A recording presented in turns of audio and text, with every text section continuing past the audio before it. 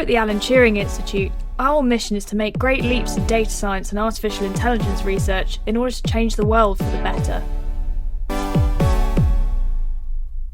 This podcast explores the research, ideas and technologies behind the data revolution with the people responsible for shaping our future. Welcome to the Turing Podcast.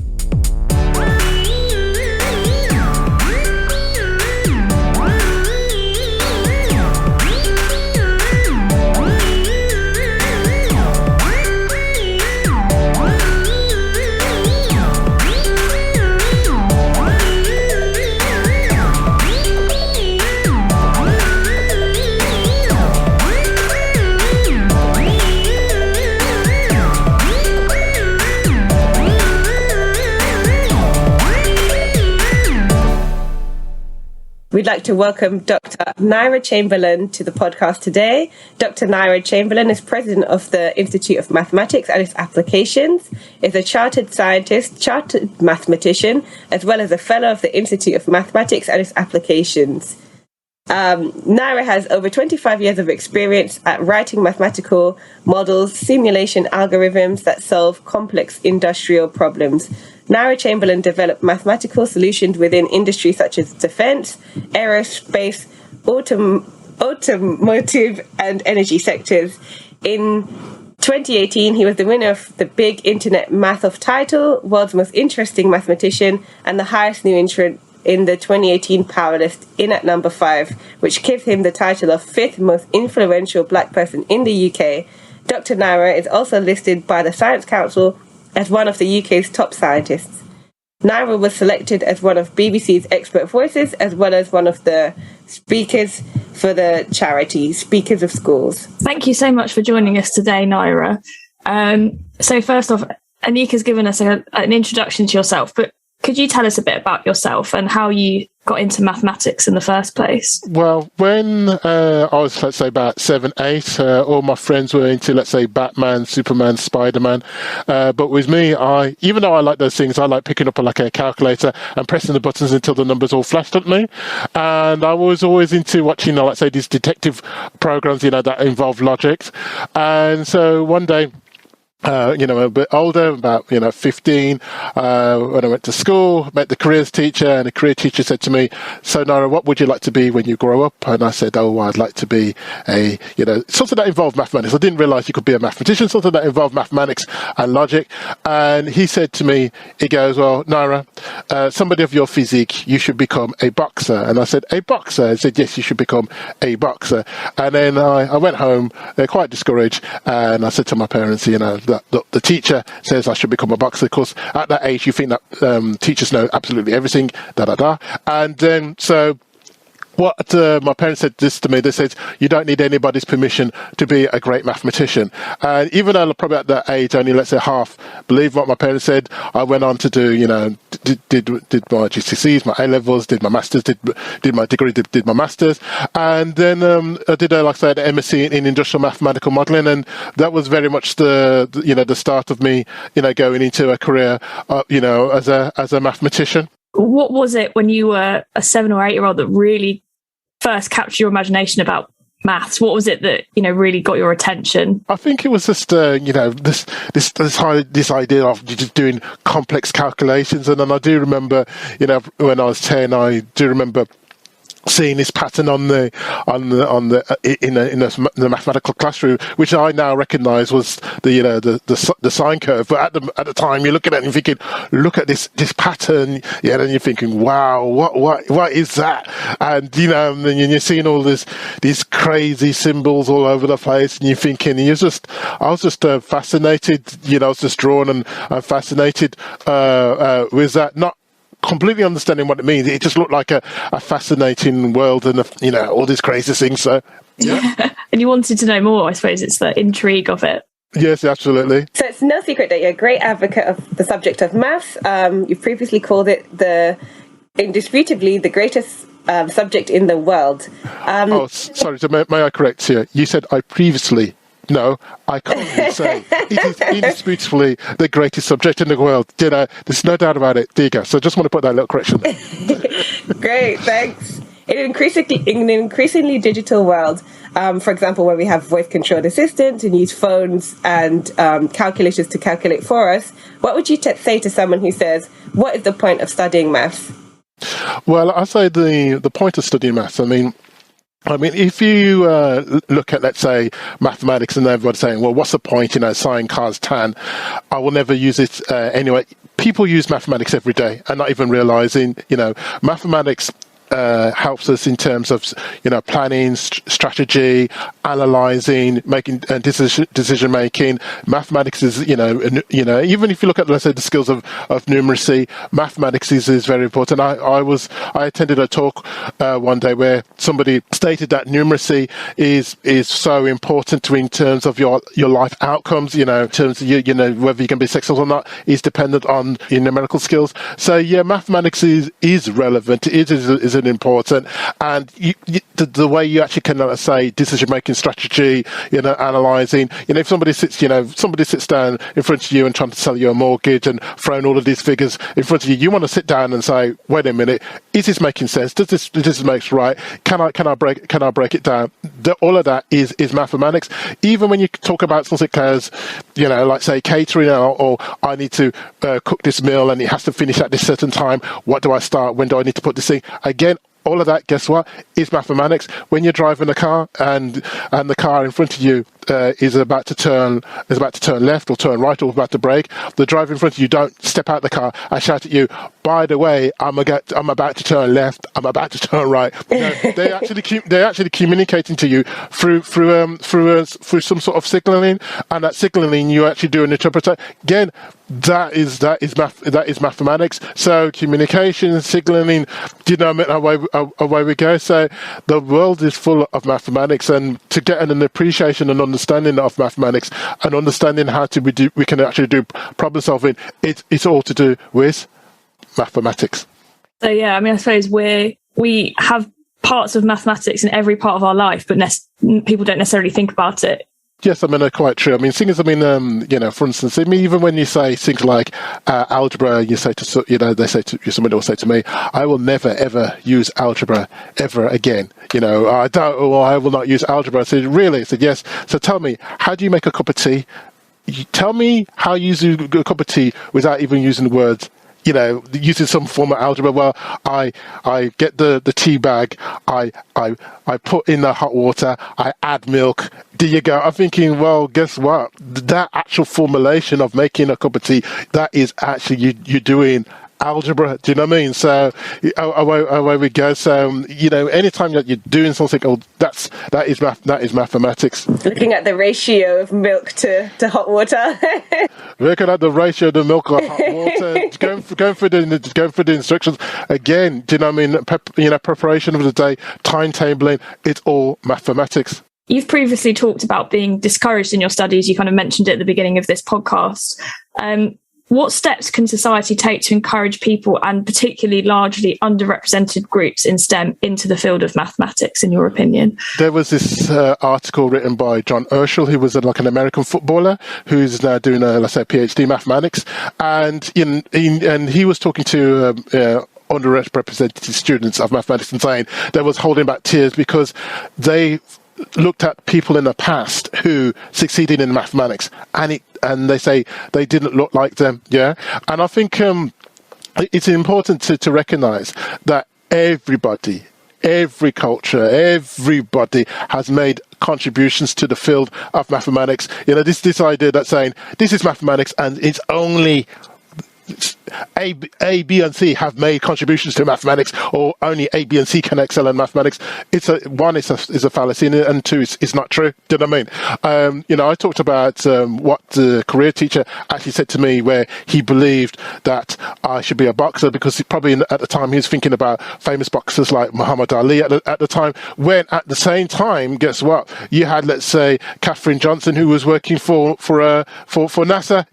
At the same time, but he didn't know about it. A lot of people did not know about Katherine Johnson working at NASA. And why are we waiting to Katherine until when Katherine Johnson is in her 90s before we start celebrating her achievement, what she did, well, 40, 50 years ago. So, do you know what I mean? So, role modeling, highlighting the role models, highlighting everybody's contribution to the field of mathematics is vitally important. It does show that mathematics is for everybody.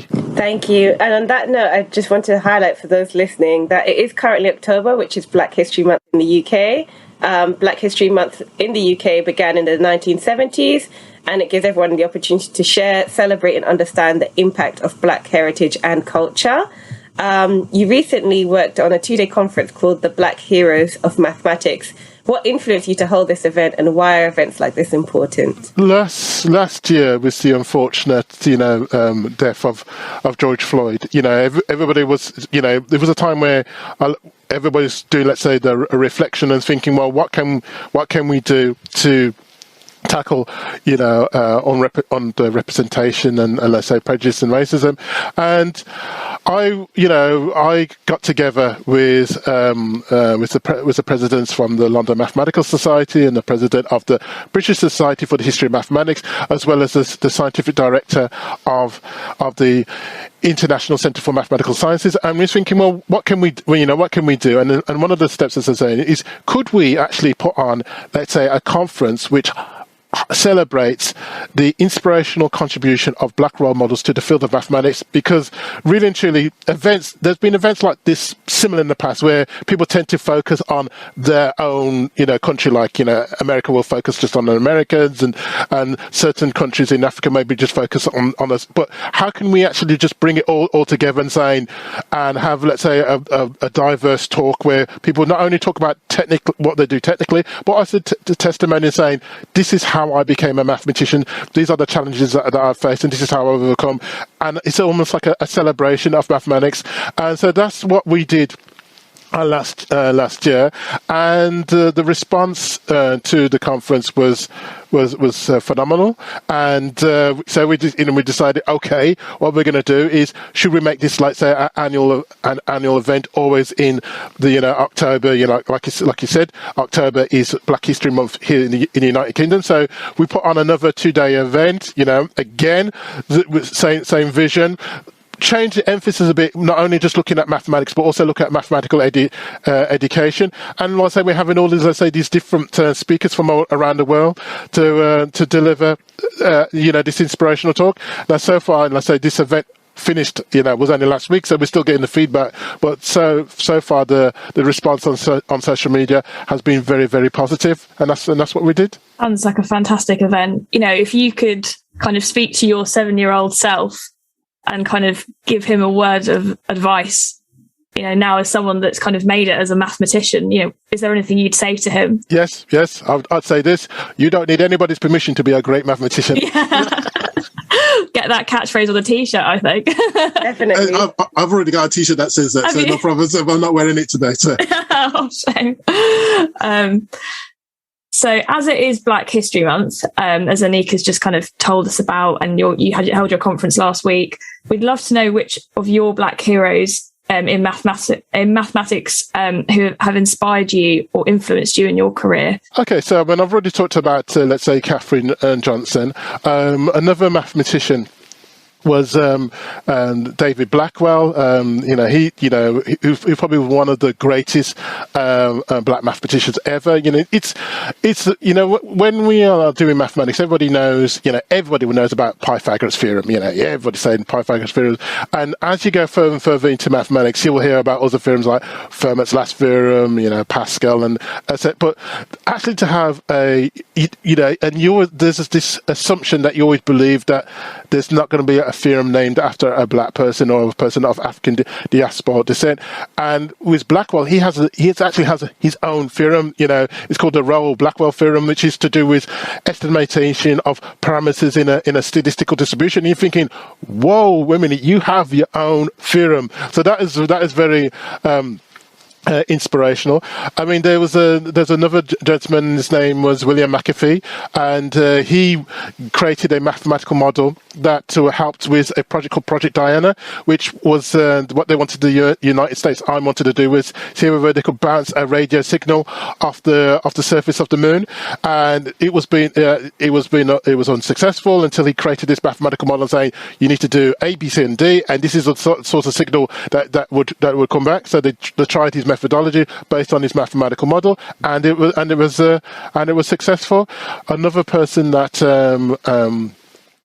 inspirational is Kathleen Okakululu Abiola, who probably of all the black mathematicians out there was probably the one I'd say was the closest to winning the Field Medal. The Field Medal is the highest award that you can win in mathematics, and there's never been a black winner of the Field Medal. But what she had done, she had won something called the Sloan Research Award, and most Americans, there's a time when if an American wins that, they tend to go on and win the Field Medal, and she actually did win that. Was the first black mathematician to win that. So, and I don't think she's active now, but again, in terms of what she's done, she was like of Nigerian descent. She did a degree at Cambridge University, and then went off to pursue her studies in America. Again, as somebody that was very inspirational in terms of my mathematical career. So I was watching an interview with you, Naira, and you kind of had this quote, which I'm not sure where it comes from, and I'm probably going to get it wrong. But you talked about when you were one of the first, let me get this right, mathematicians that made it onto Who's Who. The importance isn't being the first; it's not being the last, I think, or something around that. So I can say the quote here is saying, being the first is nothing to be proud of, but it's a calling to ensure that one is not the last. Yes, that was it. And it really stuck with me. And I was kind of interested in, other things or initiatives that you're involved in to kind of encourage more young people into the field, basically. Okay, so I mean, there's two aspects. I mean, there's one there's the general. I want to talk about the my two most favourite charities that I'm involved in. One of them is called Speakers of School, which was a charity started up by the now RTV news presenter Robert Peston. Because he has a background of going to state schools, and he realised that I think it was during the financial crash.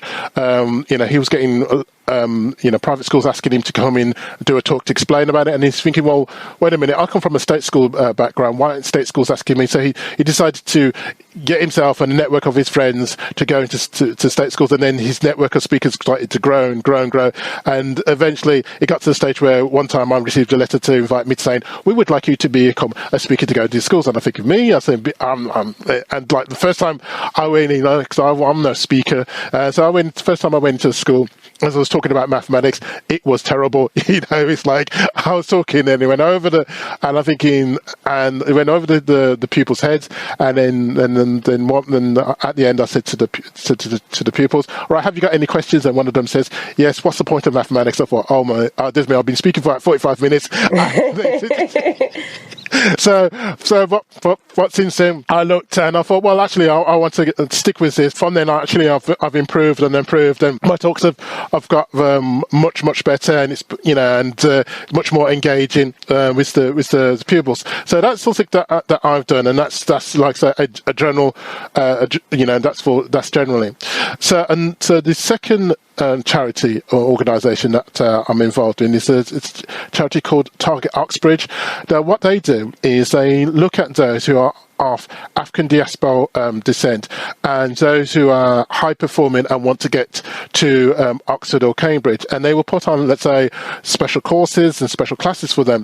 And one day they actually approached me and saying, look, Naira, we want to put on a mathematics masterclass, but unfortunately, we can't find any mathematician to put on these 2 days mathematics masterclass. Do you think you could do it? And I said, yeah, I'd do it. And so I went in and did the mathematical masterclass, and some of the statistics that we come up with is quite pretty impressive. Where we got them into Oxford or Cambridge or even into the Russell groups. So, and that's something I've been doing for the past 6-7 years. I've been putting on this 2 days masterclass, just teaching them how to think like a mathematician, talk like a lawyer when they're actually doing mathematics, and preparing them for the Oxbridge interview. So those are the two things. There's two charities that I have been doing to help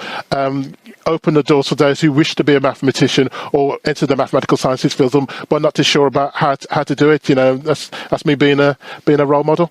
Yeah, it sounds like a bit of mentorship as well in that kind of, having someone that's kind of ahead of you to kind of show you it can be done, but also show how to do it, I think is so important in any career, really.